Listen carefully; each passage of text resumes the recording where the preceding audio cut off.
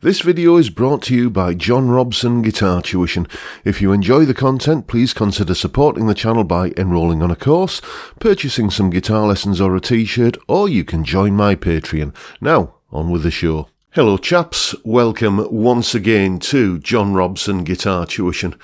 As always, I do hope you're well. Okay, this is one of those videos that I haven't done in a while, basically where I answer some of your questions, and a couple of these questions here are sort of specific technique questions about how to do this, that or the other on the guitar, and kind of things that, you know, I wanted to deal with, but I didn't think there was an entire video's worth of material in, you know, each of those particular questions. So I thought I'd lump those questions into this video, and there's a couple of questions as well, just asking my opinions on stuff. So without further ado, let's get on with the first question. What's the secret to playing pinched harmonics? Okay then, the secret, if there is one, to pinched harmonics. First thing you do is hold the pick really close into your thumb, like that. Okay, just the very tip of the pick sticking out. And then, as you pick the string, you're grazing the string with the kind of fleshy side of your thumb. And then you start playing some notes.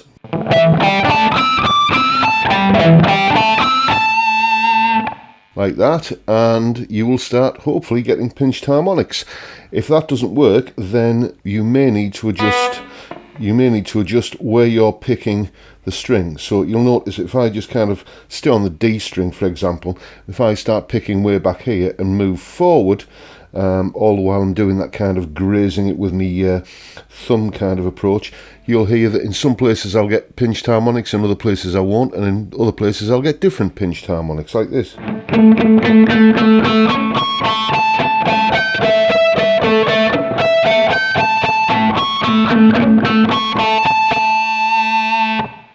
So for me, it really is just a case of just grind the thumb into the string, just dig in and see what comes out. What's the easiest method of learning the neck? Okay then, how to learn the neck? The short answer is in small chunks, basically. Don't fall into this trap of thinking you can learn the entire neck by memorizing it, okay? That is like trying to find your way around a new town or a new neighbourhood by trying to memorise a map. I'm sure there are some people who can do it, but it's not the way most of us do it. We do it by exploring and finding our way from one useful place to another useful place. And that's what you've got to think of the notes that you're looking for as, useful places, okay? And you learn where one useful place is, and then you learn where another useful place is, and then you'll kind of just know the entire neighbourhood before you know it, really. So let's imagine you had a chord sequence that was going from an A minor chord or A minor 7 to an F chord, and just alternating back and forth between those two chords. You could play over the whole thing just using A minor pentatonic, because that would fit and it would sound like this.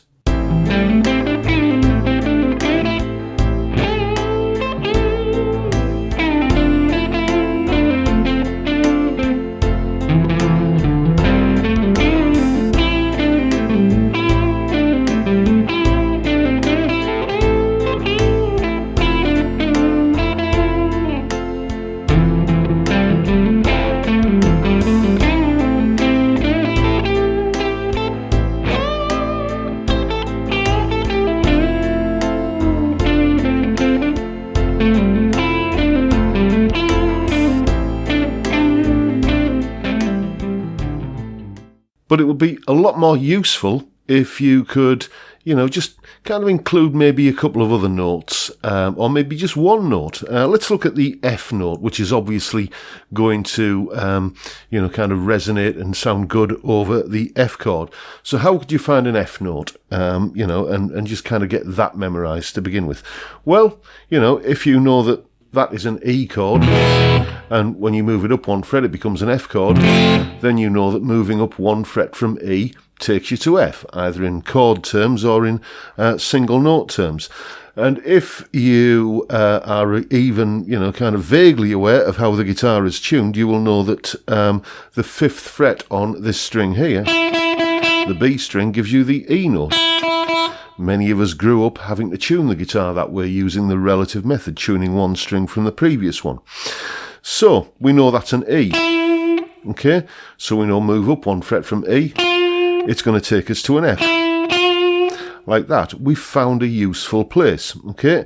And that note there happens to be right in the middle of that A minor pentatonic shape that I was using.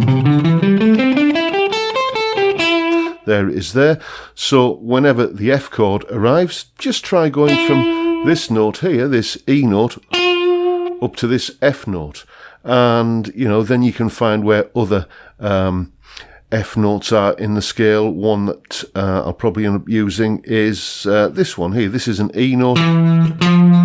How do I know that this is an E? Well, because I know that this is an E. And if I use a pentatonic scale, it's a repeating 5-note cycle. So there's an E note there.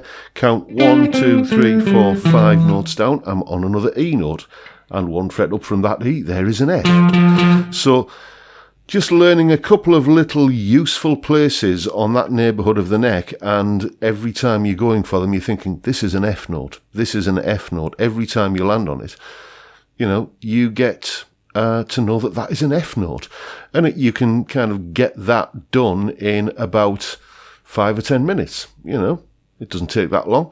So it takes you 5 or 10 minutes worth of work, and then you can have a whole evening or a whole week of fun just kind of playing to the chord changes by going from an E note to an F note whenever that F chord arrives in your A minor to F chord sequence. Here's what it sounds like when you put it into a little bit of a solo.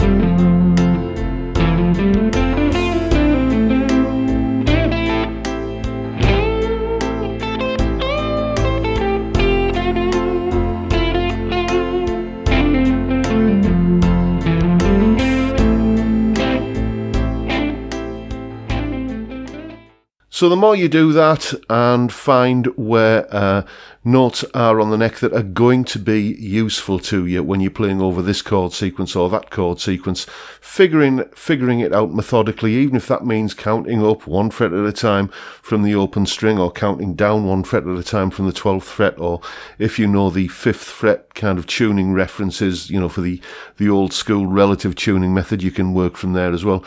And just finding where an individual note is that's going to be useful to you in that particular environment over that backing track.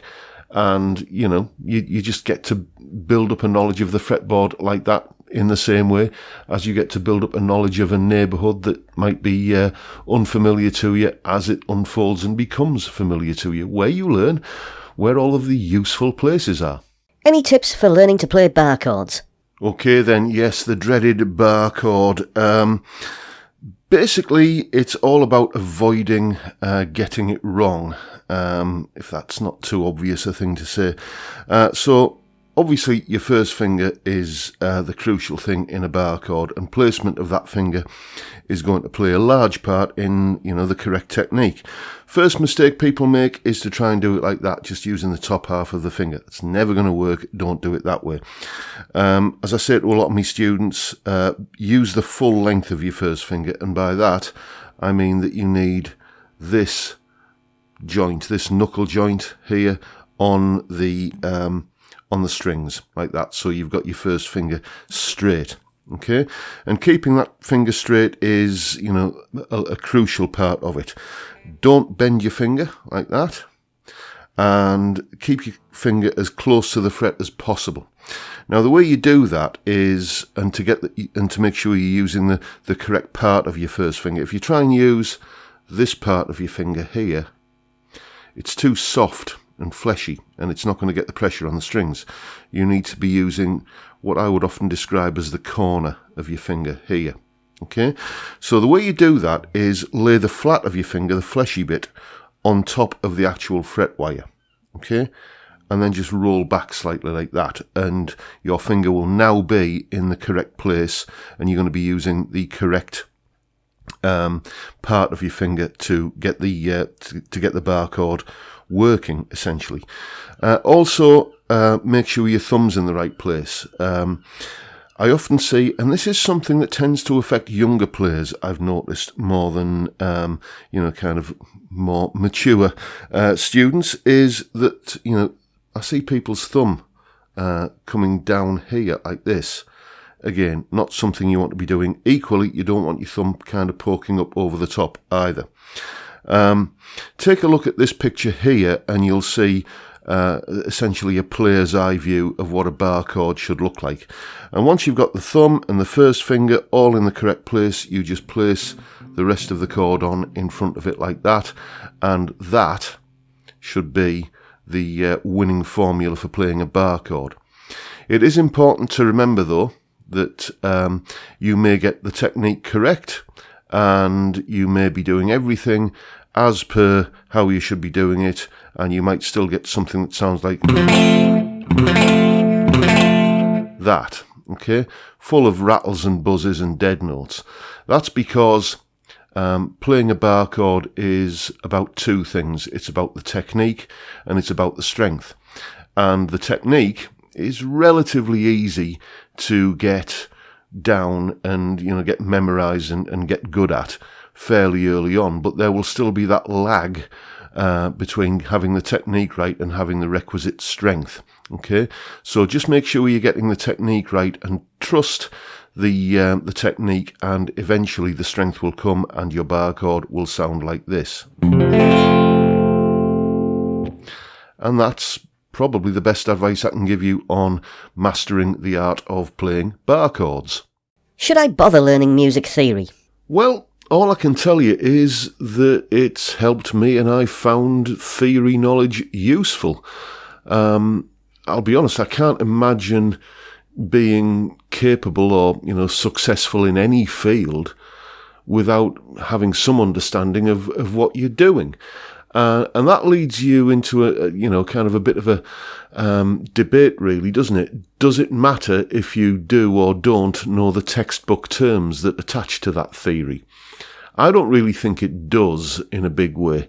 As long as you understand what you're doing. Let's imagine you are a, self-taught guitar player playing in a covers band. Okay. You're probably going to be on an average gig playing for about 2 hours. Do you memorize 2 hours worth of music without having some understanding of how it all fits together? Probably not. If a song, for instance, is in the key of A, then you're going to know that, you're going to know where to place your sort of pentatonic box shapes at which fret on the neck in order to be able to play some riffs and solos that are, going to sound in tune with that song. If it's in the key of A, then you probably know there's going to be a D chord and an E chord in there at some point, as opposed to there's probably not going to be an E flat chord or a G minor chord in there. So you have some understanding of what chords work together and, what relationships exist between chords. And, if you know the textbook terms for it, well, good for you. It makes it easier to communicate with other people and, kind of have a discussion about what a song needs or what a piece of music needs. And, rather than saying, oh yeah, it's that funny chord that's in the bridge of such and such a song. Well, it's that, but you move your other finger and you kind of switch that around and then take it down a couple of frets. It kind of gets rid of all of that sort of stuff, and you can just, say the name of the chord and, hopefully the person you're speaking to understands what that means. It makes, it leads to less confusion and makes just the whole thing a bit clearer. How much theory should you learn? Well, as much as you need to know. If you're playing in a punk band, then is there any point in you learning the ins and outs of the super Locrian mode or other modes of the melodic minor scale? Not really. It's a little bit like if you are, an expert chef in Chinese cuisine, then you've got to be good at and understand how to create crispy duck and spring rolls and, Cantonese sweet and sour chicken. But do you need to know the recipe for the perfect haggis or pork pie or black pudding? No, you probably don't. So, understand the music that you want to be able to play, and because that will make playing that music easier to play and easier to remember and more fun. That's my take on music theory. What was the last album you listened to? Okay, last album I listened to. Right, well, I get up at daft o'clock every morning, 5:30. Yes, 5:30 a.m. And that's Mondays, Tuesdays, Thursdays, Saturdays, Sundays, Christmas Day, whatever. That's the hour that I get up. And I go downstairs and pour myself, well, you can either call it a large mug, or it's probably easier to call it a small bucket of strong black coffee, and I sit down in the living room and just ease myself into the day and listen to an album from beginning to end. And this morning, this was the album, John Mayall's Blues Breakers, A Hard Road, often overshadowed by its predecessor album, which was, of course, the famous Beano album featuring Eric Clapton. This one features Peter Green, and I love that Beano album, the Clapton and the Blues Breakers album, but this one just wins it by a short head, I think. I love Peter's playing on this album. I've said this before, but I think on the Clapton album, Eric's playing is fantastic, but it's still a work in progress. Peter's playing on this album, I think, is just as good as he ever played. The Supernatural springs to mind, or The Stumble, fantastic album. And if you don't know it, check it out. And that was the soundtrack to me, kind of getting my eyes to focus and easing myself into the day this morning. So there you go. And that is pretty much it for today, folks. Hope you've enjoyed the video, found it informative or even a little bit entertaining. That is, after all, the point. And if you have done, please hit the subscribe button and the notification bell if you haven't already done so, and why not give me a like while you're at it. If you're interested in supporting the channel, all the links are right down there in the description. You can join the Patreon, you can enroll on one of my Udemy courses, you can buy a Fret Zealot and get a little bit of money knocked off using the discount code down there. All manner of ways that you can help me keep the lights on around here. Thank you so much if you're doing anything like that already, and thank you in advance if you're thinking of doing it. And with that, I'll just say don't forget the live stream on Friday, 5 p.m. UK time. You know what happens, I'm sure by now. It's basically a live stream where we have a few beers and talk about guitars and music and anything else that springs to mind. Great way kicking off the weekend. I'd love to see many of you there. And with that, I'll bid you all a good day and say thank you so much for watching. Thank you for your time.